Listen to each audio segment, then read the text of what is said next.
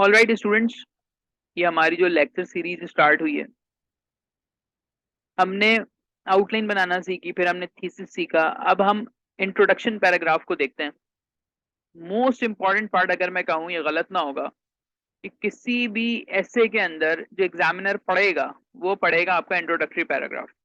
ठीक है, introductory paragraph के हवाले से काफी सारे लोग बहुत सारी बातें कर रहे होते हैं। जैसे कुछ कहते हैं कि जी इसको आपने स्टार्ट लेना है बाय कोटेशन, कुछ कहते हैं जी कोई एस्टोनिशिंग फैक्ट एंड फिगर आप दे दें। इसके अलावा आपको कहा जाता है कोई स्टोरी नरेट कर दें शुरू में आप। कुछ कहते हैं डायरेक्ट हिट लें। कोई कहता है कि जी 2 से 3 लाइंस में पहले टॉपिक को डिस्कस करें, उसके बाद फिर आप आगे लेकर चलें। बेटा ये सारी चीजें आप सुनते हुए आ रहे हैं, ठीक है। मैं एक्सप्लेन करता हूँ कि हर कोई ये सब क्यों कह रहा है। अच्छा, इसके बाद होती है जी एक फनल अप्रोच, एक होती है रिवर्स फनल अप्रोच इसको लिखने की। ये सब बताने का मकसद है कि आपको पता हो कि कौन कौन सी चीजें हैं, ऐसे का पैटर्न क्या है। बहुत सारे लोग समझते हैं कि ऐसे एक फ्री राइटिंग है। मैं इवेल्युएट कर रहा होता हूँ काफी ज्यादा, तो जो बच्चे मुझसे इवेल्युएशन करवा रहे होते हैं वो बस ये समझते हैं कि जी ऐसे कुछ फ्री राइटिंग और जो दिल आ रहा है वो लिख दो, हालांकि ऐसा नहीं है। देखो, इंट्रो मोस्ट इंपॉर्टेंट है। तुम्हारे पास कोई भी टॉपिक आता है, तुम इनमें से कुछ भी कर लो, तुम पास हो जाओगे। ठीक है, जिन लोगों ने कोटेशन से स्टार्ट किया वो भी पास हुए, जिन्होंने फैक्ट्स एंड फिगर्स डाले वो भी पास हैं। स्टोरी, डायरेक्ट हेड, 2 3 लाइन, हर कोई अपने तरीके से पास कर चुका है ऐसे को। ठीक है, तो इसमें अब कंफ्यूज होने की जरूरत नहीं है कि सर कौन सा वाला ठीक है। सब सही है। होता यह है कि अगर तुम कोटेशन से स्टार्ट करते हो तो इसमें बुराई कोई नहीं है, लेकिन जो पैटर्न अब चेंज हो चुका है एसेस का, तो उसमें तुम फंस जाओगे। ठीक है ना, उसमें कोई हदीस देती उसने उसने कोई जैसे boys will be boys they दिया, अब इसमें तुम कोटेशन ढूंढते ही रहोगे कि यार मैं क्या कोटेशन डालूं, मुझे तो ऐसे स्टार्ट करना है। सही है, तो ये वाला जो तरीका है कोट वाला, ये अच्छा है, बेहतर है, बट मैं अब इसको रिकमेंड नहीं करता। इसमें होता क्या है कि अगर 20 एसेज है मिसाल के तौर पे, इंपॉर्टेंट 20 एसेज हम कर लेते हैं, रशिया यूक्रेन कर लिया आपने, एनर्जी क्राइसिस, फ्लड्स, और इसके अलावा वॉर, बहुत सारे आपने डायमेंशन किए, अब आपने इतनी कोटेशंस याद करनी है। सही है, तो मैं इस वाले को नहीं रिकमेंड करूंगा। उसके बाद है फैक्ट्स एंड फिगर्स। मिसाल के तौर पे तुम्हारे पास ऐसे आया हुआ है,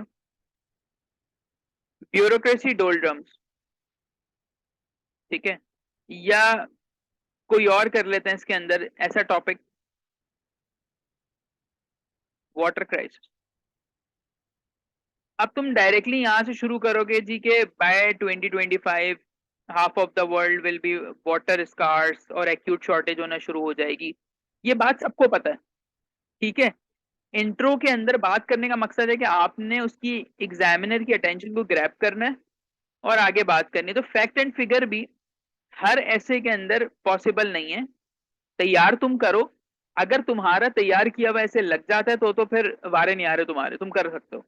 लेकिन अगर नहीं है तो फिर आप ये वाला भी तरीका इस्तेमाल नहीं कर सकते। स्टोरी लिखने का तरीका ये सिर्फ और सिर्फ मैं एडवांस्ड लर्नर को सजेस्ट करता हूं, जिनकी एडवांस इंग्लिश हो और वो बहुत ही खूबसूरती से कोई कहानी दें और उसको कनेक्ट करते हुए आज के दौर पे ले आए।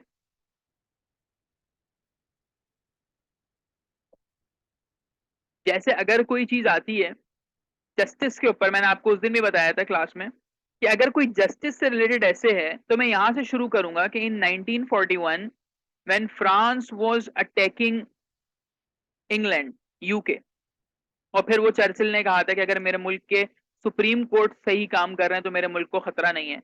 नाउ अब ये एक स्टोरी है, स्टोरी को लिखना, नीचे टॉपिक को कनेक्ट करना, ये हर किसी के बस की बात नहीं है। ठीक है, तो एक ये वाला तरीका है। सारे तरीके आपको बता रहा हूं, जो आपको सही लगे बेहतर लगे आप उसको उठा सकते हैं। Fourth one is direct hit.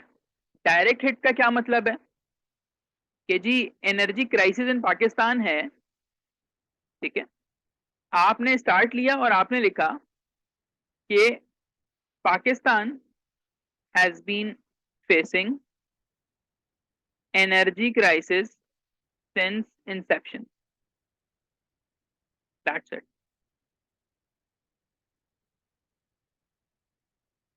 बात आ रही है समझ में? अब तुमने इसमें क्या किया कि तुमने एग्जामिनर को कहा कि लो डायरेक्ट हम बात करते हैं इसमें। ये तरीका काबिल कबूल होता है, हर ऐसे के अंदर ही लग जाता है। और लास्ट वन इज के 2 से 3 लाइंस में पहले थोड़ा सा टॉपिक बनाते हैं। सही है। आपके घर जब कोई मिलने आता है, कोई भी काम से आया, तो डायरेक्ट वो आपको आते साथ गेट बजा के ये नहीं बोलते कि जी मुझे एक काम है, वो सबसे पहले सलाम करता है, हालचाल पूछता है, इधर उधर की एक दो बातें करेगा और फिर अपने मुद्दे पे आएगा। ठीक है जी। तो 2 3 लाइन जो हैं, कैसे आप दे सकते हो एनर्जी क्राइसिस के अंदर, that Pakistan is one of the countries which are facing acute energy shortages। अब यहां से मैं बात बनाना शुरू कर रहा हूं कि ग्लोबली क्या हो रहा है, उसके बारे में थोड़ा सा बताएंगे। फिर थर्ड वर्ल्ड नेशंस पे क्या हो रहा है, उसके बारे में बात करूंगा। और फिर मैं करते करते उसको पाकिस्तान पे लेकर आऊंगा। यानी 3 4 लाइनें हमने ऊपर एक्स्ट्रा देनी है टॉपिक के बारे में और फिर लेकर आना है। बच्चों मुझे बताओ, ये सारी टाइप समझ में आ गई आपको?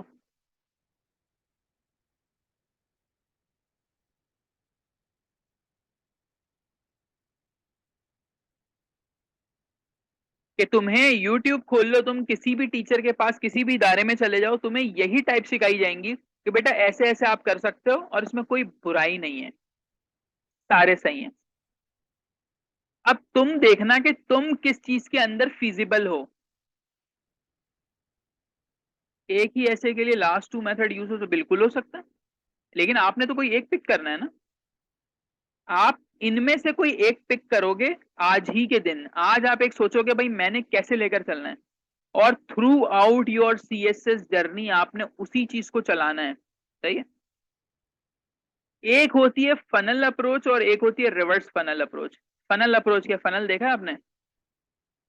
आपने देखा होगा मेरे ख्याल से, ऑयल वगैरह डालने के लिए या कहीं पे वाटर वगैरह के लिए हम इस तरीके से एक एक फनल बनाते हैं। अगर हम फनल की बात करें बेटा, देखिए ऊपर से क्या होता है, ऊपर से वाइड है, ठीक है, ये देखें ऊपर कितना एरिया है इसका, लेकिन जैसे जैसे नीचे आता है ये क्या हो जाता है, नैरो डाउन हो जाता है।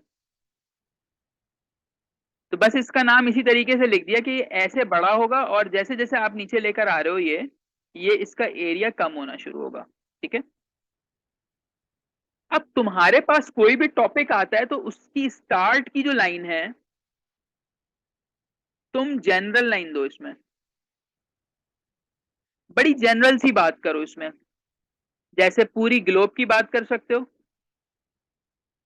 ह्यूमन हिस्ट्री की बात करो इसके अंदर, पूरे मीडिया को ले सकते हो, मतलब जो भी हो बहुत जनरल सी बात करनी है। मिसाल के तौर पे कोई भी टॉपिक आता है उसको मैं ऐसे लिखूं, सिंस इंसेप्शन, या मैं इसको ऐसे कहता हूं,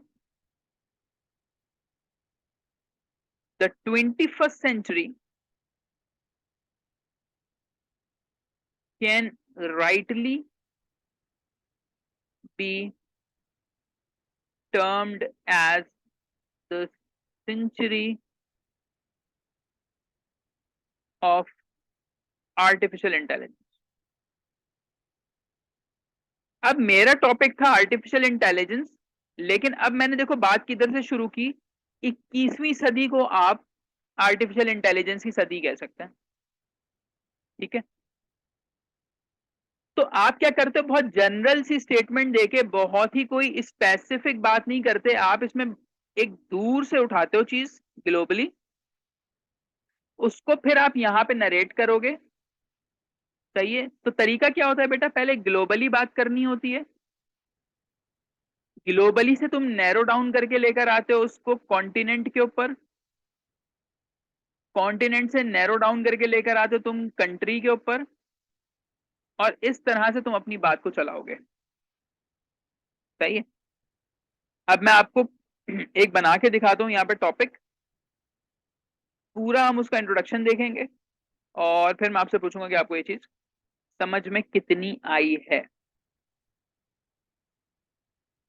चलें जी, एक आसान सा टॉपिक पहले कर दें ताकि आपको समझ में आए, फिर दूसरा एक मुश्किल सा करेंगे। टॉपिक है जी हमारे पास, करप्शन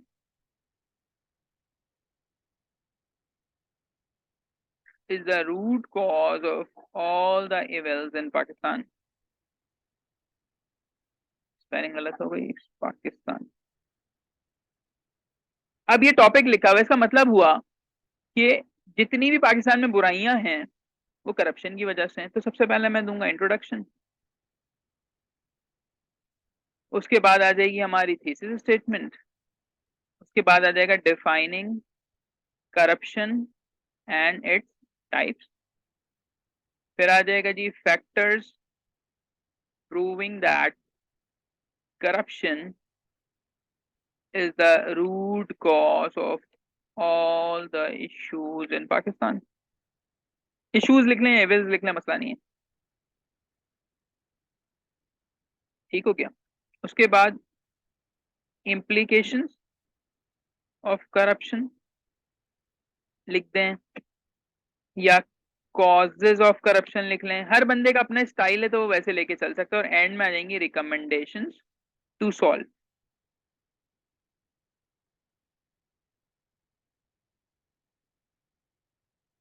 और एंड में कंक्लूजन। ठीक हो गया। इसी तरह से सिखाया है आपको, यही आपका ऐसे होता है। ठीक है। अच्छा जनाब, अब क्या करेंगे, अब हमने करना यूं है कि हमने लिखना है इसका इंट्रो पैराग्राफ। ठीक है। जब मैं बात करता हूं आपसे इंट्रोडक्शन की,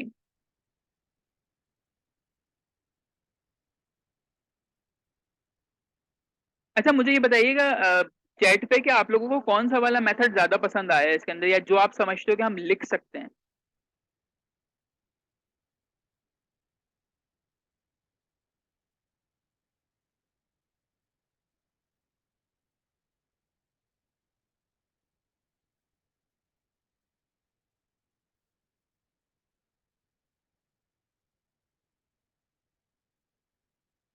किसी को कोटेशन वाला समझ में आता है, किसी को कुछ आता है। बेटा करप्शन है, करप्शन वाले पे लेट्स सी कि आप अगर कोई कोटेशन लगा सकते हो तो आप लगा लेना, लेकिन आपको उसको कनेक्ट करना है, जिसको डायरेक्ट हिट करना है वो डायरेक्ट हिट कर ले, मसला नहीं है। जैसे अब अगर मैं थोड़ा सा लिखता हूँ, मेरा जो स्टाइल है नेचुरल वो ये है कि मैं बैकग्राउंड से कनेक्ट करता हुआ लाता हूँ चीजों को।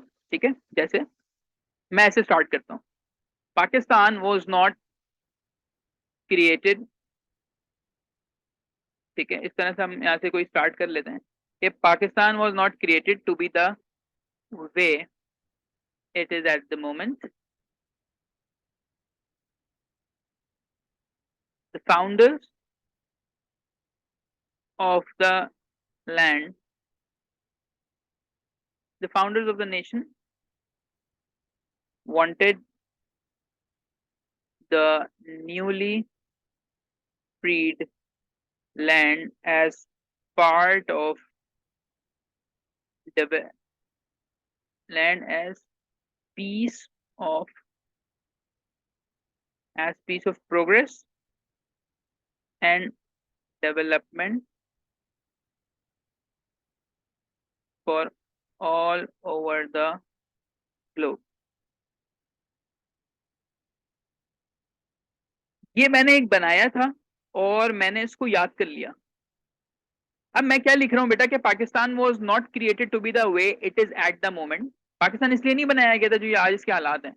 The founders of the nation wanted the newly freed land as piece of progress development for all over the globe। For all the globe कर देते, ओवर नहीं आएगा पे। ठीक है। कि अब पूरी दुनिया के लिए इसको पीस एंड डेवलपमेंट या प्रोग्रेस एंड डेवलपमेंट के लिए बनाया था। जाहिर है जो हमारे बनाने वाले थे कायद आज़म लियाकत अली खान, जिन्होंने एफर्ट्स की पाकिस्तान के लिए। अब हम यहां से तो हमने ऊपर से एक बात कर ली, हमने बता दिया फिर, but the reality today is entirely different. But the reality today is entirely different. अब मैं लेकर आ रहा हूं उस पॉइंट पे, उस टॉपिक पे जो वो उसने मुझसे पूछा। The country has the country is facing multifaceted and complex issues owing to several reasons. However, corruption remains the most important and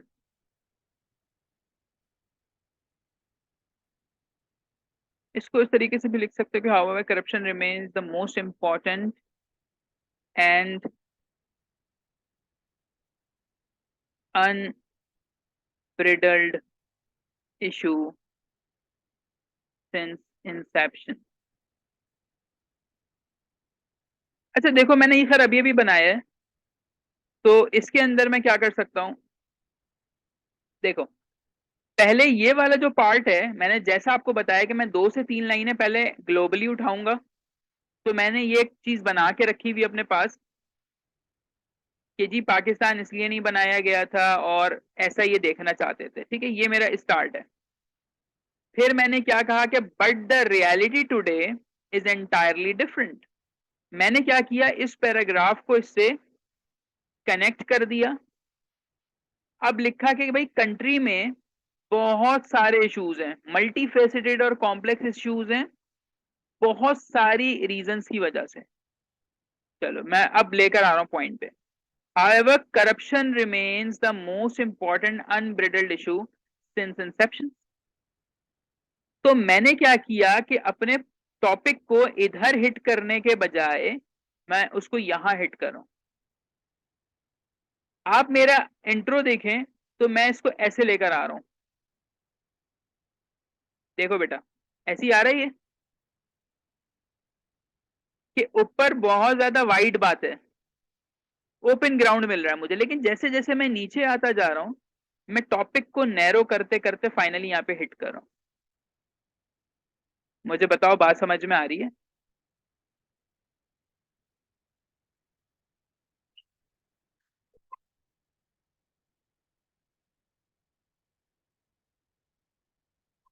hmm.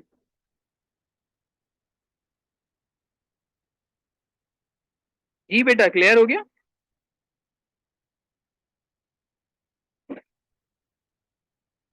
All right. तो ये तो एक तरीका है इसका इंट्रो करने का। इसी तरीके से अगर मैं आपको बताऊं कि अब इसमें आप मजीद क्या लिखोगे, भाई ये तो मैंने स्टार्ट ले लिया कि यहां तक तो मैंने टॉपिक को हिट कर दिया। अब आप पूछो सर इसके अंदर क्या लिखना होता है। अब मैं आपको इसके कंपोनेंट बताता हूँ कि इसके अंदर आपने क्या लिखना है। देखो, इंट्रो को अगर मैं पार्ट्स में तोड़ता हूँ, ये हमारा इंट्रोडक्शन का पैराग्राफ है। इंट्रोडक्शन के पैरा में अगर मैं कहता हूँ आपसे रफली 3 जनरल स्टेटमेंट, ठीक है, जैसे मैंने दी वहां पे 3 जनरल स्टेटमेंट्स। उसके बाद आएगी आपकी thesis, as it is copy होती है थीसिस, जो तुम आउटलाइन में लिखोगे वो यहाँ पे लिख दोगे, वो तुम्हारी थीसिस स्टेटमेंट आ जाएगी। ठीक है, उसके बाद क्या करना है, उसके बाद तुमने अपने एसे के अकॉर्डिंग, जैसे यहाँ पे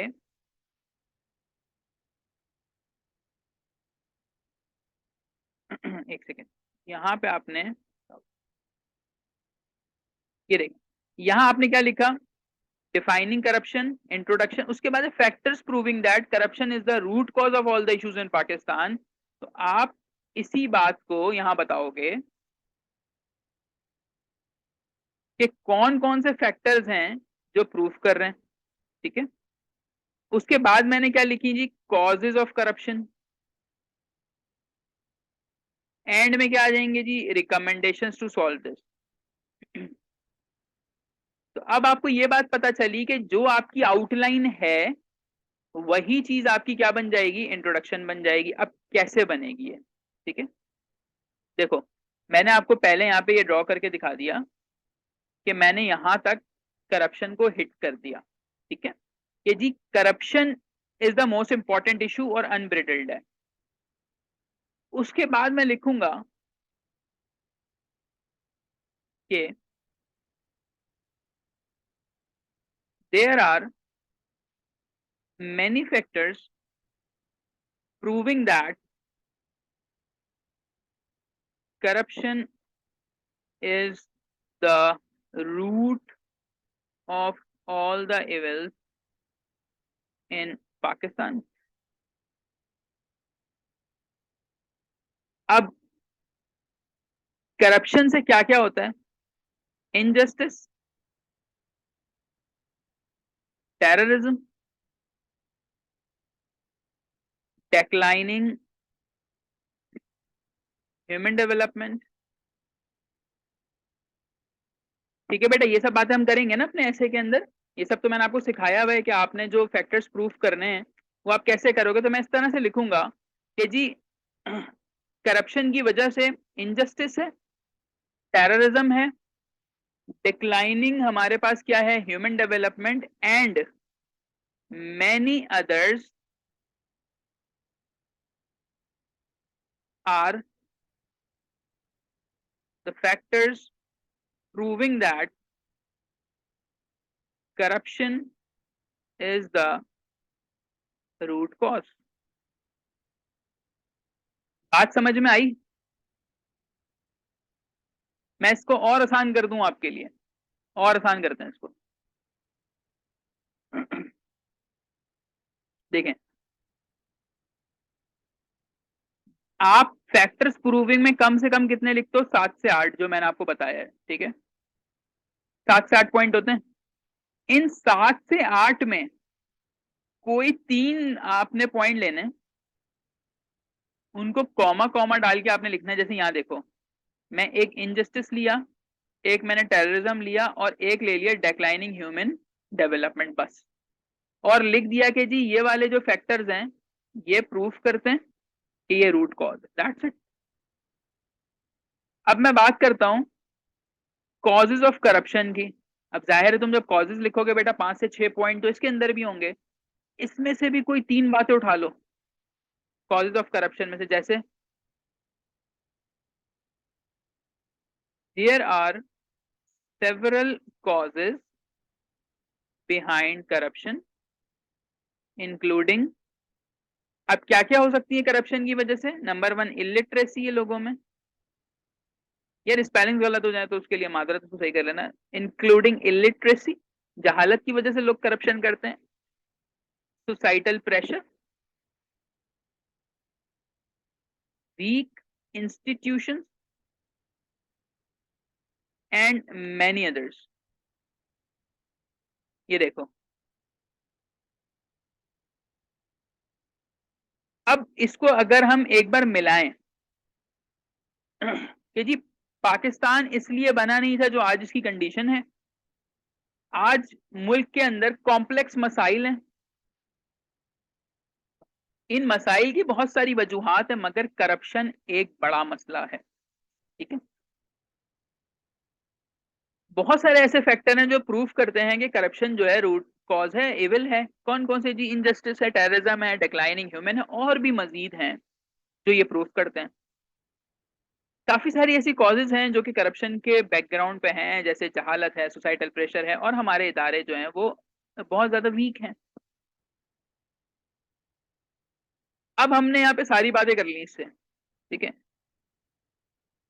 अब हम बात करेंगे कि यार देखो मसले मसाइल तो हैं, तो सही कैसे करेंगे। तब आप यहाँ लिखोगे, in order to cope up with the menace of corruption, मतलब कि जो करप्शन फैली हुई है उसको जो सही करना है, उसको सही करने के लिए in order to cope up with the menace of corruption certain measures are needed, या आप इसको मजीद और बेहतर कर सकते हो कि in order to cope up with the menace of corruption war footing measures are needed, are needed although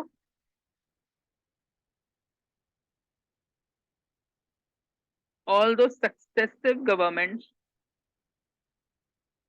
have tried to curtail the issue, yet a lot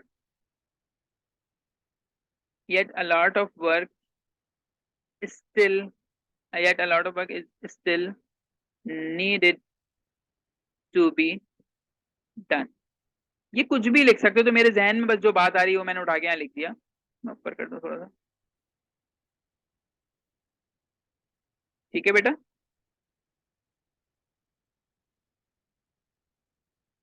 तो याद रखना इस चीज को कि इंट्रोडक्शन को खामा खाका मुश्किल नहीं बनाना आपने।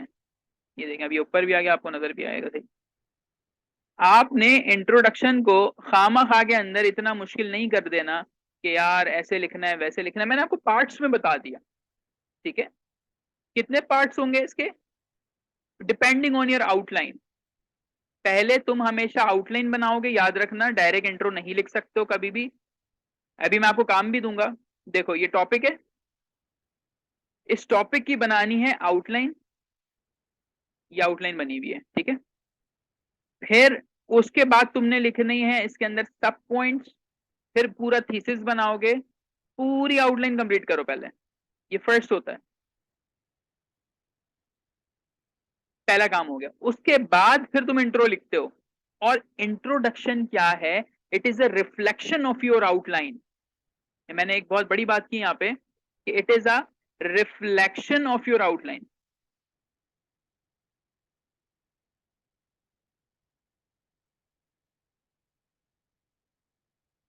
जो बातें तुमने आउटलाइन में की हैं वो मुझे पता चलनी चाहिए तुम्हारे इंट्रो के अंदर, ठीक है। तुमने शुरू में बता दिया उसको कि जी मैंने तो जनरल स्टार्ट लिया है, मैं पहले ग्लोब की बात कर रहा हूँ, फाइन, ठीक है। फिर आहिस्ता आहिस्ता करके आपने आके यहाँ पे टॉपिक को किया हिट।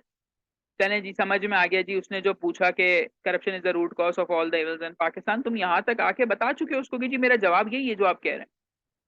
अच्छा जी, आगे चलें। आगे जाके आप उसको बताते हो कि भाई पाकिस्तान में बहुत सारे मसाइल हैं, लेकिन करप्शन को जो प्रूफ कर रहे हैं वो ये वाले मसले हैं। और आपने बता दिया कि जी ये बातें हम इसमें कर सकते हैं अपने ऐसे के अंदर।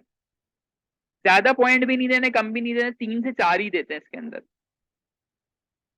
फिर तुमने कहा जी मेरे ऐसे का अगला पार्ट है कॉजेज ऑफ करप्शन, तो तुमने बताया कि भाई बहुत सारी कॉजेज हैं जिनमें ये शामिल है, और भी बहुत हैं, एंड मैनी अदर्स। आखिरी में तुम बता रहे हो कि जी हम कुछ ऐसी रिकमेंडेशंस देंगे जिससे ये मसला हल हो जाएगा। इनिशियल स्टार्ट में तोड़ तोड़ के सीखेंगे आप इसको, खुद से लफाजी करने की जरूरत नहीं है कि आपने कोई मैगजीन उठाया, कोई खूबसूरत कोटेशन, ये वो। अल्टीमेटली होता क्या है, तुम लिख तो लेते हो लेकिन तुम्हारा कनेक्शन टूट जाता है।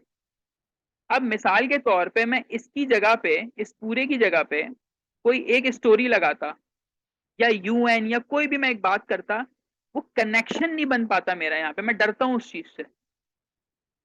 बात को समझिएगा, हमारे टीचर ने समझाया कि जी कनेक्शन बहुत जरूरी है, ऐसे में हर बात दूसरी बात से कनेक्ट करे। अब तुमने लगाई ऊपर स्टोरी या कोई कोटेशन, ओबामा की, इधर उधर कोई भी तुमने कोटेशन दे दी, लेकिन तुम उसको कनेक्ट नहीं कर पाए। अब मेरा ऐसे देखो, यहाँ पे ऊपर मैं कुछ भी कर रहा हूं, अब यहाँ देखो, but the reality today is entirely different. इस पॉइंट पे मैंने ऊपर वाली बात को नीचे से कनेक्ट करा दिया, और मेरा ऐसे एक स्मूथ वे में चलना शुरू हो गया। तो कनेक्शन बहुत जरूरी है, आपकी आउटलाइन की एक एक बात आपके इंट्रोडक्शन में मौजूद हो। अब जो ये कहते हैं कि यार एस्टोनिशिंग फैक्ट डाल दो, ऐसे कर दो, वैसे कर दो, ये उनकी प्रैक्टिस पे डिपेंड करता है। फर्क होता है। आपको अभी सीएसएस की जर्नी में 6 महीना हुआ है, कोई 6 साल से बैठा हुआ है, कोई पिछले 7 8 सालों से बाहर से पढ़कर आया हुआ है। हर किसी की मेंटेलिटी, हर किसी के बताने का अंदाज डिफरेंट है। कीप इट सिंपल, बहुत सिंपल रखिए। ऐसे के अंदर आप सिर्फ इस पे जाइए कि यार मैंने बस ये वाला मार्क निकालना है, इसमें 40 बस। ये कैसे अचीवेबल है, ये खुद एग्जामिनर आपको बताता है कि भाई सही ग्रामर कर लो, सही स्ट्रक्चर रखो ऐसे का, और इसके अलावा तुम्हारे पास एक सर्टेन अमाउंट ऑफ नॉलेज हो, बस। ये 3 चीजें कर लो, ये मिल जाएगा। अच्छा, अभी सवाल आया कि थीसिस स्टेटमेंट की पोजीशन। थीसिस स्टेटमेंट आप फर्स्ट पैराग्राफ में भी डाल सकते हो, सेकंड में भी डाल सकते हो, कहीं पे भी रख सकते हो बेटा, कहीं पे भी। It's up to you. मैंने इसकी थीसिस बनाई नहीं, लेकिन मोस्टली होता यह है कि आप उसको लास्ट में रख देते हैं। जिनको स्टाइल ऑफ राइटिंग अच्छा है वो थोड़ा सा इसको मिड में ले आते हैं। जहां आप फिजिबल हैं लिखते हुए, आप उसको वहां पे लिख सकते हो। सही है। मैं आपको होमवर्क दूंगा अभी क्लास में, रिकॉर्डिंग भी शेयर करता हूँ, और साथ में मैं आपको होमवर्क भी दूंगा। लेट्स सी कि आप लोग कितना समझे इसको और आपने किस तरीके से किया। ठीक है बेटा। इसके अलावा कोई भी सवाल हो तो आप बिल्कुल व्हाट्सएप कर सकते हैं मुझे। ख्याल रखिएगा। अल्लाह हाफिज।